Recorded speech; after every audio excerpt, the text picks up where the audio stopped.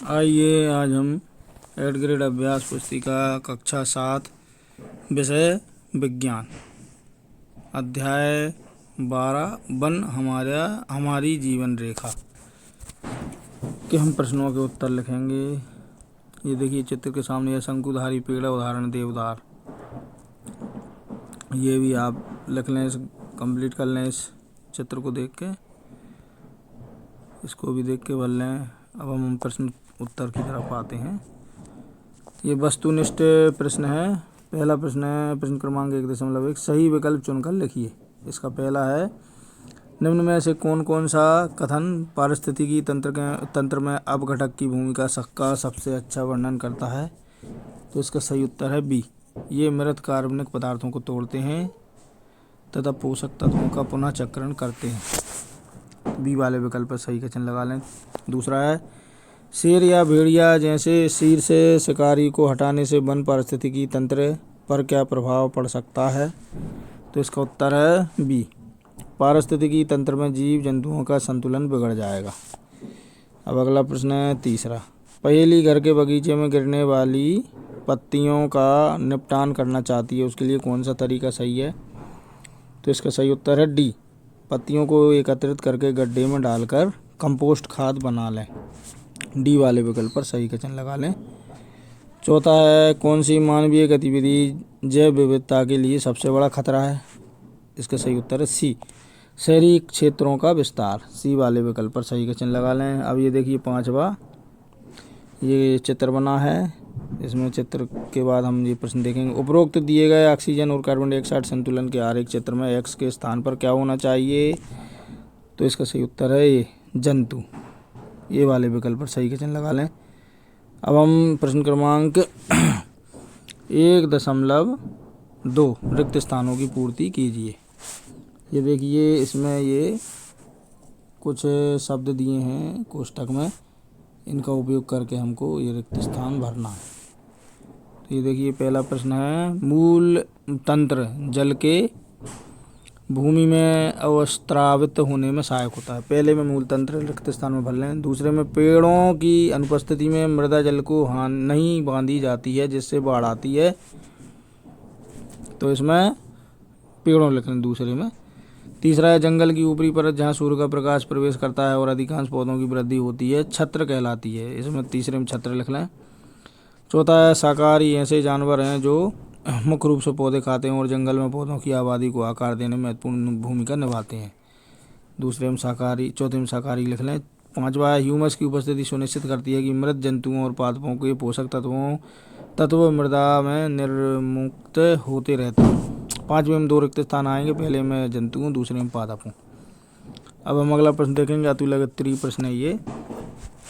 प्रश्न क्रमांक 2। बूझो अपने परिवार के साथ सड़क मार्ग से शहर में मेला देखने गया। उसने देखा कि सड़क के दोनों तरफ पेड़ लगे हुए हैं। बूझो जानना चाहता है कि सड़क के किनारों पर पेड़ क्यों लगाए जाते हैं। उत्तर है पेड़ कार्बन डाइऑक्साइड को अवशोषित करते हैं एवं ऑक्सीजन छोड़ते हैं जिससे वायु की गुणवत्ता में सुधार होता है। प्रश्न क्रमांक 3।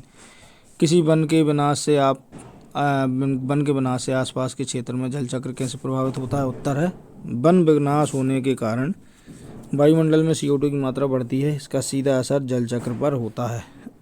चौथा प्रश्न है वनों के अंदर मशरूम और अन्य सूक्ष्म जीवों का भोजन क्या है। उत्तर है मशरूम और अन्य सूक्ष्म जीव मृदा पादपों और जंतुओं को खाते हैं और इन्हें गहरे भूरे रंग के पदार्थ में बदल देते हैं जिसे ह्यूमस कहते हैं। प्रश्न क्रमांक 5। वन पारिस्थितिकी तंत्र की विभिन्न परतों के बीच परस्पर निर्भरता को लिखिए। उत्तर वनों में सबसे ऊपरी परत वृक्ष शिखर बनाते हैं जिसके नीचे झाड़ियों द्वारा बनी परत होती है। शाक वनस्पतियां सबसे नीचे की परत बनती है।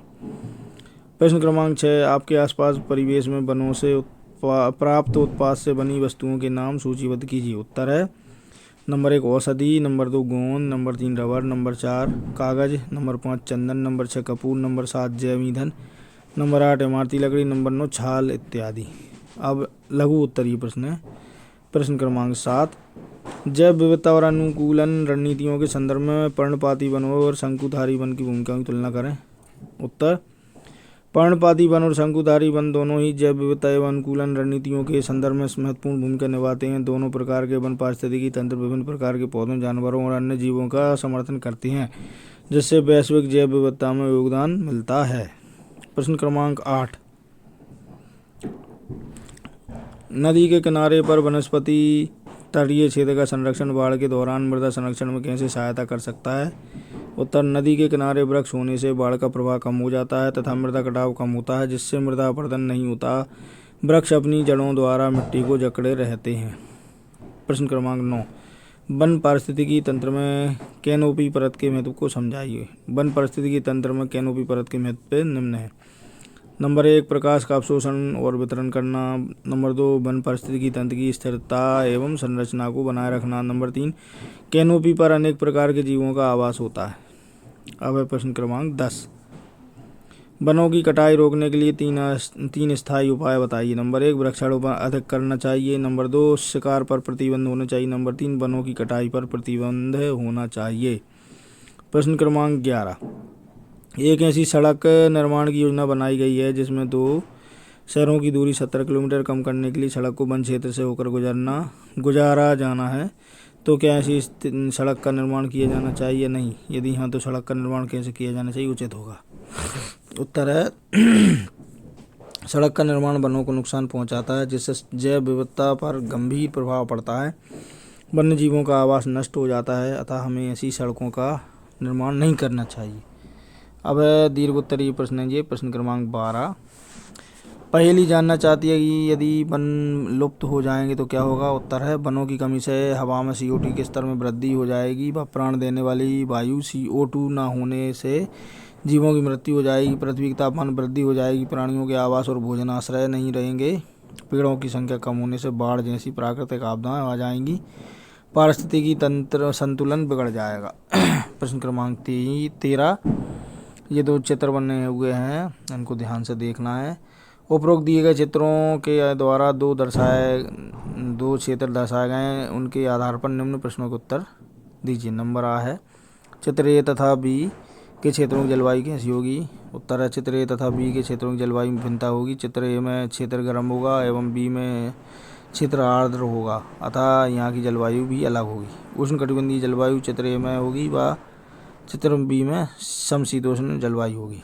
वह है, दोनों क्षेत्रों में से किस क्षेत्र का तापमान अपेक्षाकृत कम होगा और क्यों? उत्तर है, चित्र B के क्षेत्रों में तापमान अपेक्षाकृत कम होगा क्योंकि यहाँ का क्षेत्र हरा भरा है, पेड़ पौधे अत्यधिक मात्रा में हैं तथा यहाँ का तापमान भी आर्द्र रहता है, यहाँ वर्षा अत्यधिक होती है। प्रश्न क्रमांक 14, उपरोक्त खाद्य श्रृंखला के आधार पर उत्तर दीजिए। A, यदि खाद्य श्रृंखला में उत्पादक की कमी हो जाए तो क्या होगा? यदि खाद्य श्रृंखला में उत्पादक की कमी हो जाती है तो निम्नलिखित परिणाम हो सकते हैं। नंबर 1, उपभोक्ताओं की आबादी में गिरावट। नंबर 2, पारिस्थितिकी संतुलन में विघटन। नंबर 3, बायोगैस की कमी। नंबर 4, कार्बन चक्र पर प्रभाव। नंबर 5, पारिस्थितिकी तंत्र की स्थिरता में गिरावट। वह है, यदि खाद्य श्रृंखला में अपघटक को हटा दिया जाए तो क्या होगा? उत्तर, यदि खाद्य श्रृंखला से अपघटक को हटा देते हैं तब ऊर्जा के प्रवाह में रुकावट आएगी। अपघटक सड़े गले मृत पौधे व जंतुओं के अवशेष को मृदा में बदलने का कार्य करते हैं। प्रश्न क्रमांक 15 कहा है, वायुमंडल में ऑक्सीजन और कार्बन डाइऑक्साइड के बीच संतुलन को बनाए रखने में वनों की भूमिका को समझाइए। उत्तर है, वायुमंडल में ऑक्सीजन और CO2 के बीच संतुलन को बनाए रखने में वनों की भूमिका निम्न है। नंबर 1, कार्बन डाइऑक्साइड का अवशोषण। नंबर 2, जलवायु नियंत्रण। नंबर 3, मृदा संरक्षण। नंबर 4, कार्बन का भंडारण। नंबर 5, ऑक्सीजन का उत्पादन। इसी 15 का बा है, समझाइए कि वनों में कुछ भी व्यर्थ क्यों नहीं होता। उत्तर है, वन हमारे लिए उपयोगी होते हैं, वन से हमें ऑक्सीजन प्राप्त होती है जिससे हम सांस ले सकते हैं, वनों से अनेक महत्वपूर्ण औषधियाँ प्राप्त होती हैं, अनेक सड़े गले पादपों को सूक्ष्म जीवों द्वारा अपघटित कर दिया जाता है तथा पारिस्थितिकी संतुलन में भी वन उपयोगी हैं। वन वर्षा के अच्छे स्रोत होते हैं, वह वायुमंडल में गर्मी व ठंड को सम बनाए रखते हैं। वनों में अनेक उत्पादन व इमारती लकड़ियाँ प्राप्त होती हैं, इसलिए कहा जाता है कि वन हमारे मित्र हैं। अब ये प्रोजेक्ट 1 है, विज्ञान विषय शिक्षक की सहायता से वनों के संरक्षण के लिए आपके द्वारा किया क्या उपाय सुझाए जा सकते हैं, उनकी सूची बनाई। नंबर 1, वृक्षारोपण करके। नंबर 2, वनों की कटाई कर रोक कर। नंबर 3, वनों को आग से बचाकर। नंबर 4, वनों का विकास करके। प्रश्न क्रमांक 12 है, वनों के उन्मूलन से आप क्या समझते हो? वन संरक्षण दर्शाती हुई एक पोस्टर का निर्माण कीजिए। ये देखिए एक पोस्टर है, वनों के क्षेत्र में कमी आना एवं अनियमित कटाई को ही दूसरे शब्दों में वन विनाश या वनोन्मूलन कहते हैं। ये देखिए, पेड़ लगाओ पेड़ बचाओ, ये पोस्टर को बना लें। अब है प्रोजेक्ट 2, अपने अध्यापक और अभिभावक के साथ अपने आसपास किसी वन या उद्यान में जाइए तथा आपने जो देखा उसका वर्णन कीजिए। स्थान बांधवगढ़ राष्ट्रीय उद्यान, जिला उमरिया, संभाग शहडोल। क्या देखा? पेड़, झाड़ियाँ, जंगली जानवर, नदी, पक्षी आदि। क्या सभी वृक्ष समान आकार के थे? नहीं, सभी वृक्ष अलग अलग आकार के थे। अब इसी के साथ हमारा अध्याय 12 यहाँ पर संपन्न होता है। यदि आपको हमारा ये वीडियो अच्छा लगा तो वीडियो को लाइक करें और हमारे चैनल को सब्सक्राइब ज़रूर करें।